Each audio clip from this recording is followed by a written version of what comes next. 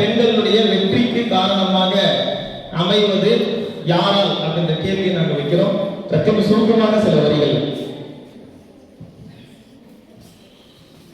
Yeah, good afternoon everyone. Happy Women's Day to everyone. So March 8th நம்ம Women's Day க்கு நம்ம முன்னாடியே இப்ப செலிப்ரேட் பண்றோம். I wish you each and every one of this Ambari College of Arts and Science for Women to success in every in their field. So in the Women's Day celebration வந்து just a receiving award சொன்ன மாதிரி just a receiving அப்புறம் giving கிடையாது.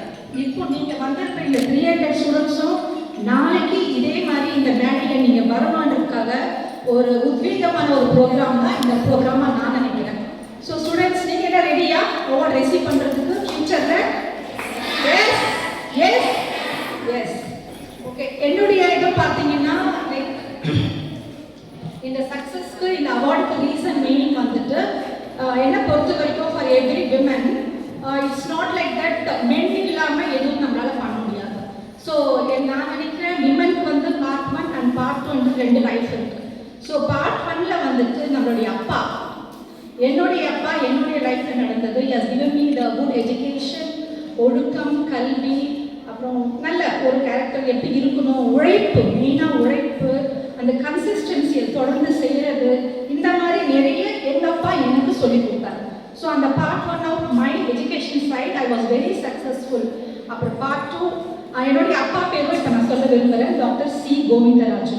So அவர் நடத்தின பாதையில் நானும் நடந்து அவர் செஞ்சது எல்லாம் கற்றுக்கிட்டு பார்ட் 1ல சக்ஸஸ்ஃபுல்லாக இருந்தேன். So part 2 is marriage life for everyone. So அந்த மாதிரி மேரேஜ் லைஃப்பில் எனக்கு கிடைத்த position doctor S Rajasekhar. So is also a dental surgeon. அவர் வந்து என்னுடைய திறமையை பார்த்துட்டு எனக்குள்ள ஸோ ஒவ்வொரு கணவரும் ஒவ்வொரு ஒய்ஃப் கிட்ட கண்டிப்பாக ஒரு திறமை இருக்கும். So other then like family பார்த்துக்கிறது, பசங்களை பார்த்துக்கிறது, அது இல்லாமல் மை ப்ரொஃபஷன், அதையும் தாண்டி எனக்குள்ள இருக்கிற என்ன ஒரு திறமையை வெளிப்படுத்த என்னுடைய ஹஸ்பண்ட் எனக்கு ரொம்பவே உதவியாக இருந்தார். ஸோ இந்த தருணத்தில் I from my heart I thank my father and my husband.